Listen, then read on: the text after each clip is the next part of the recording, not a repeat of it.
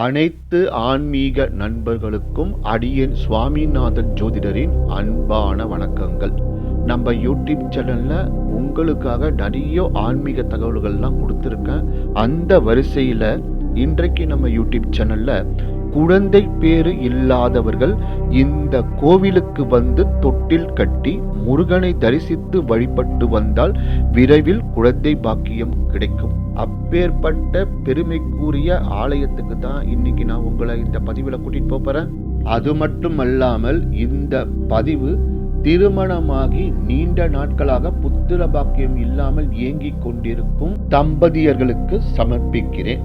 இந்த பதிவில் குறிப்பிடப்பட்டுள்ள ஆலயத்துக்கு சென்று பகவானை மனதார வழிபடுங்கள். கண்டிப்பா புத்திர பாக்கியம் கிடைச்சிடும். ஏனென்றால் இன்றைய காலகட்டத்தில் குழந்தை பாக்கியத்திற்காக பல மருத்துவ செலவுகளை செய்கிறீங்க. அதனால எந்த பிரோஜனமும் இருக்க மாட்டேங்கிறது.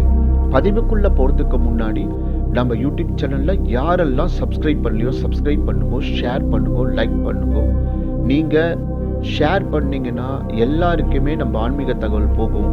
சப்ஸ்கிரைப் பண்ணீங்கன்னா நான் கொடுக்குற ஆன்மீக தகவல்லாம் உங்களுக்கு நோட்டிஃபிகேஷன்ல வரும். அதை கேட்டு நீங்க பயன்பெற்று கொள்ளலாம். இப்போ பதிவுக்குள்ள போயிடலாமா? தென்காசிக்கு அருகில் ஆயக்குடி என்னும் தலத்தில் அமைந்துள்ளது அருள்மிகு பால சுப்பிரமணிய சுவாமி திருக்கோவில். ஒரு காலத்தில் பொதிகை மலைக்கு அருகில் இருந்த மலைக்குன்று என்னும் பகுதியை ஆயி என்னும் அரசன் ஆண்டு வந்தான். அதனால் இப்பகுதி ஆயக்குடி எனப்பட்டது. இங்கு மலிபுரம் என்னும் இடத்தில் இருந்த ஒரு குளத்தை தூர்வாரும் பொழுது ஒரு பெட்டியில் முருகன் சிலை ஒன்று கண்டெடுக்கப்பட்டது. அதை எடுத்து சென்ற மல்லன் என்பவர் தனது வீட்டு ஆட்டுத் தொழுவத்தில் வைத்து வழிபட்டு வந்தார். ஒரு நாள் அவரது கனவில் தோன்றிய முருகபெருமான் அரசும் வேம்பும் அமைந்த இடத்தில் தம்மை பிரசிட்டை செய்து வழிபடும்படியும் அதற்கான இடத்தை தொழுத்தில் இருக்கும் ஒரு ஆடே வழிகாட்டும் என்றும் கூறினார். அதன்படியே ஒரு ஆடு வழிகாட்ட அரசும் வேம்பும் இணைந்து செழித்திருந்த ஒரு இடத்தில் அந்த முருகப்பெருமான் சிலையை பிரசிட்டை செய்து அங்கு சிறிதாக ஒரு குடிசையும் எழுப்பி வழிபாட்டுக்குரியதாக்கிறார்.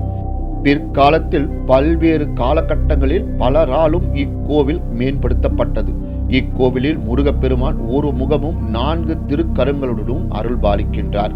மதுரையில் வாழ்ந்த பட்டு வணிகர் ஒருவர் குழந்தை வரம் வேண்டி பல கோவில்களுக்கு சென்று இறுதியாக ஆயக்குடி முருகன் கோவிலுக்கு வந்து தமக்கு குழந்தை பாக்கியம் கிடைத்தால் முருகனுக்கு வைரவேல் சாத்துவதாக வேண்டிக் கொண்டார்.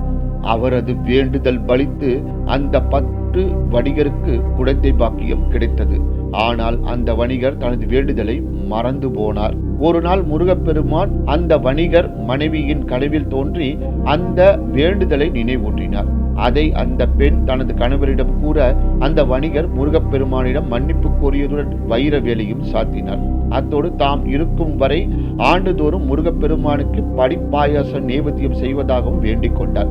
இன்றும் இக்கோவிலில் பக்தர்கள் தங்கள் கோரிக்கைகள் நிறைவேறினால் படி பாயாசம் நேவேத்தியமாக செய்யும் வழக்கம் உள்ளது.